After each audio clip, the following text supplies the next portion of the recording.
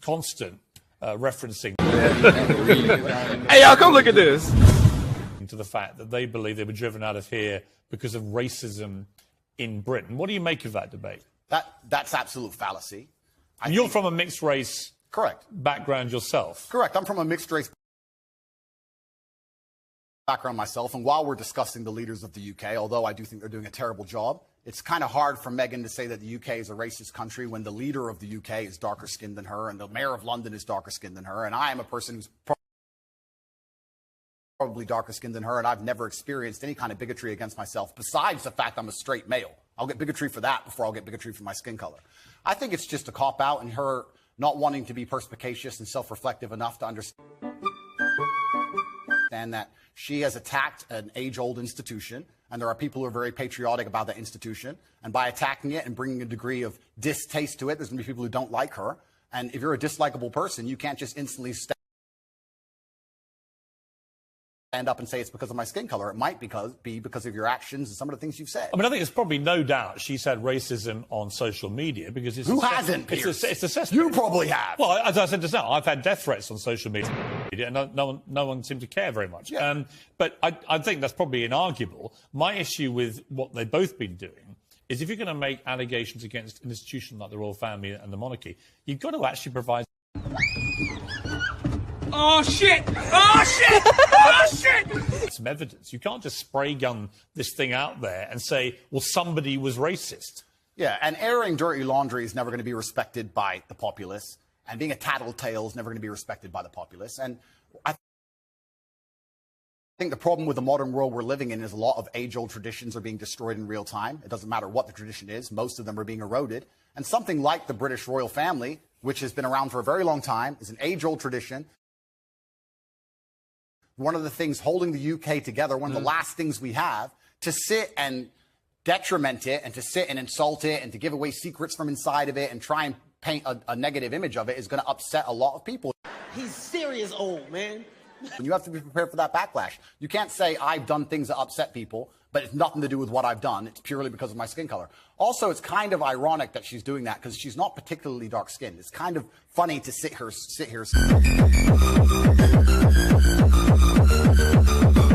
I mean, look, watch her sit and say, yeah, race. I think the truth is, I don't know what... Look, you can say that. I can't. The reality of it is, I just don't know what the specifics of the racism she says she's had, because we've not seen any evidence. The universe is a funny place, Piers. If you're looking for something, you're going to find it, right? When I got canceled, when they attacked me unfairly, lied about me across the entire Look at this. mainstream media, deleted me from social media so I couldn't defend myself, and lied about me repeatedly, I could have stood up and said, it's because I'm brown. I didn't do that. I sat and said, okay, there's people who misunderstand my message. My message is a positive one. People misunderstand me. Let me self-reflect and understand that, yes, perhaps this said a long time ago was said in the wrong way. Perhaps this was misunderstood. Perhaps people don't understand this. I could have just copped out and could have just been refusing to self-reflect on any level and said, it's because I'm brown, that's why they did it. Hey, y'all, come look at this.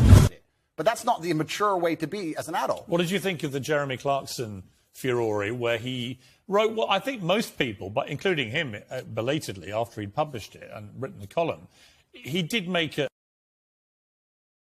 analogy from a Game of Thrones scene, which most people, I think, did find crossed a line and was deeply offensive. I think it crossed a line. What do you think?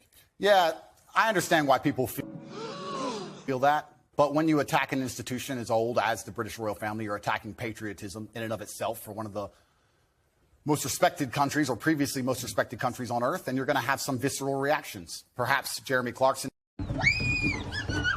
Oh, shit! Oh, shit! Oh, shit! is too famous and too well-renowned to say those kind of things, but there's a lot of people who genuinely feel that way, and that's why he said it. And this is what happens when you attack age-old institutions in any country. Should he have apologized? That's a good question. It looks like he did. Personally, I think as a man, you should stand up, say what you mean what you say. I don't think you should ever apologize for anything you've ever said. Even me. What if you say something truly very offensive and you actually do regret it? If you truly regret it, then yeah, okay, you can apologize. But if at the time you meant it, then the best thing you can do is say, look, I've just changed my mind. I no longer feel that way, but at the time, that's how I felt, and I'm the person who says what he feels, and that's what I felt at the time, and I apologize I offended you. Want to do is stand out. But it's all another lie. Photos taken by the evil, bigoted British press show her wearing pretty much every colour in the rainbow. The show opens with the claim that the royal family declined to comment on the series. That's another lie. The palace says it received one email from an unknown company, and attempts to verify it were flatly ignored. Even the story of their romance and engagement turns out to have been a series of whoppers. They told the BBC in 2017... Wait a minute. Wait a minute. They were set up by a mutual friend on a blind date.